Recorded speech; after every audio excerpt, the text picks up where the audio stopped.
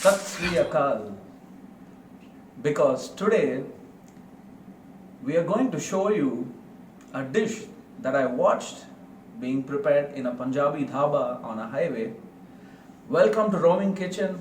Every roaming has a story, and today's story is about one of those nights I was driving back from a show and I stumbled upon a dhaba on the highway called Khalsa Dhaba. Now here's the interesting fact about this dhaba. I walked into this dhaba assuming I would watch a Punjabi in action, but I was taken by surprise when I saw a Tamil family belting out some amazing, fantastic Punjabi dishes. And when I spoke to them, they told me that they all used to work in Punjab at a highway dhaba, and they decided to bring those recipes down to Tamil Nadu and serve people on the highway.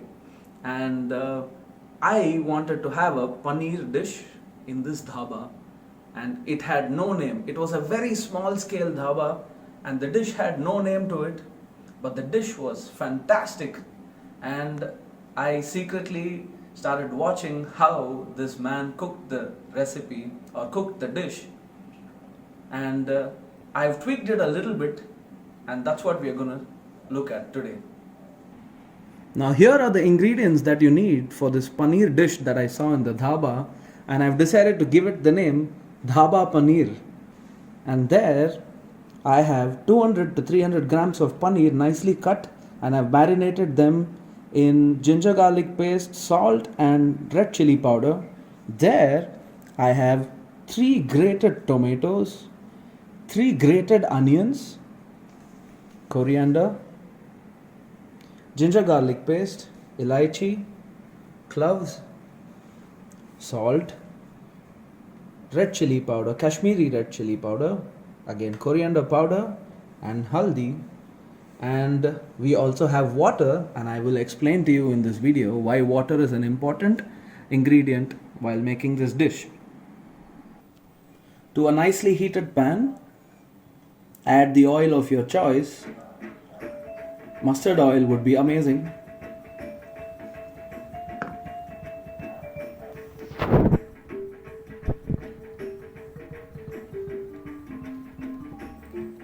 Now here's a quick trick I want to tell you about how you can make the paneer's texture very, very nice.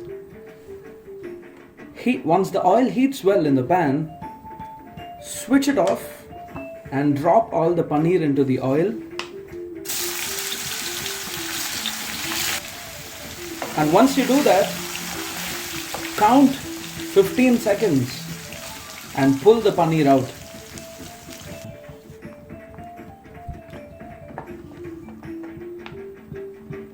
We've got all the paneer onto the plate now. Now the paneer is quite soft, and it's just put this aside. Now it's time to throw in the elaichi. You can throw in 2 pieces of elaichi, nicely flattened and crushed, and 3 pieces of cloves. Next, we directly get into putting the grated onions.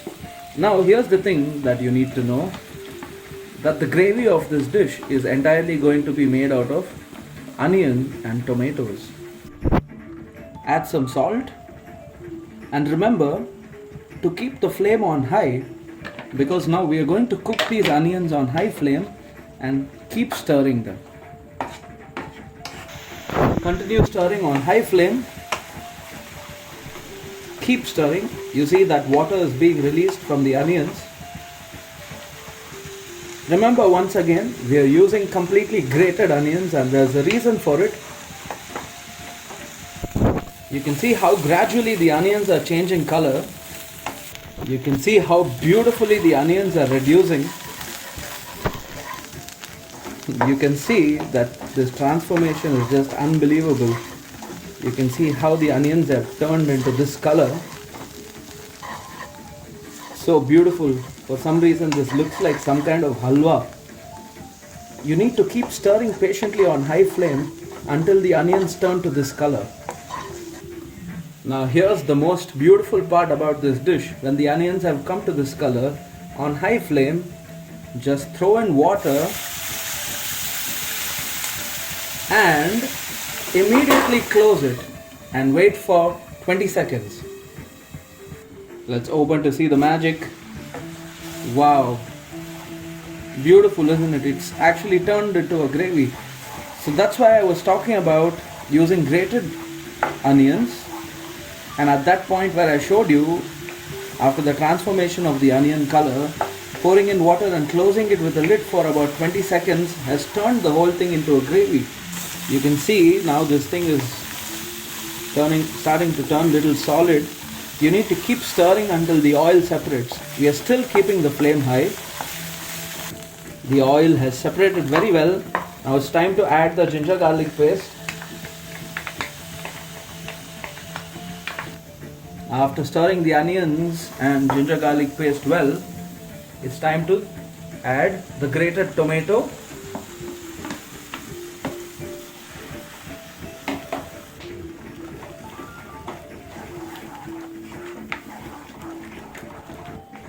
Mixing the tomatoes to the existing onion and ginger garlic paste. Continue to keep the flame high and keep stirring. You see now these two have mixed really well and they're actually becoming one. Now is a good time to add some haldi,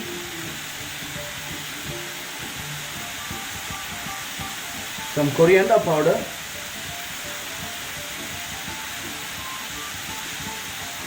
and my favorite Kashmiri red powder.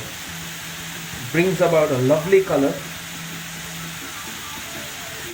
Also salt as per your desired taste, and continue to give this a nice mix.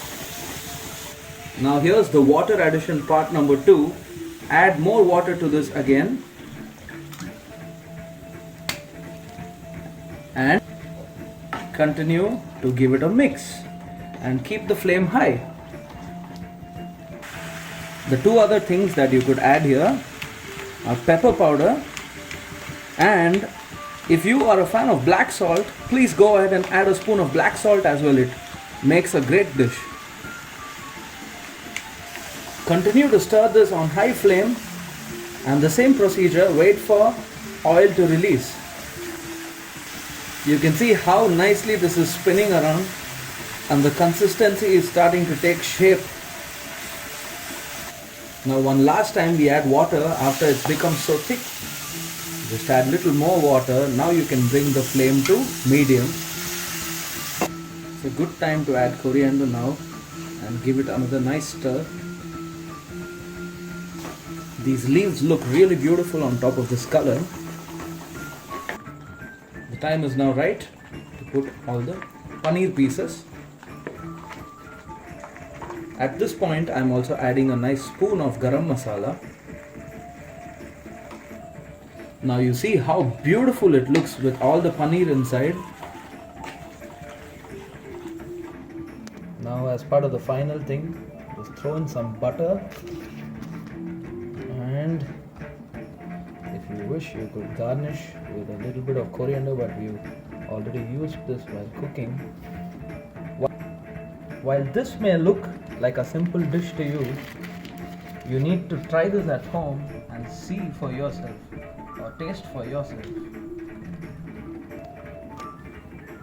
Now, like I told you the story of this dish, the one thing to understand from this story, or the thing that I understood from the story at least, is that most of the beautiful things in life are made out of really, really simple elements. And this dish is an example for that. We did not have to make a paste or grind the onions and tomatoes, not even that. It's just a very basic style of cooking the onions and tomatoes, which in turn became the beautiful gravy that's in front of you. Every roaming has a story. See you next time.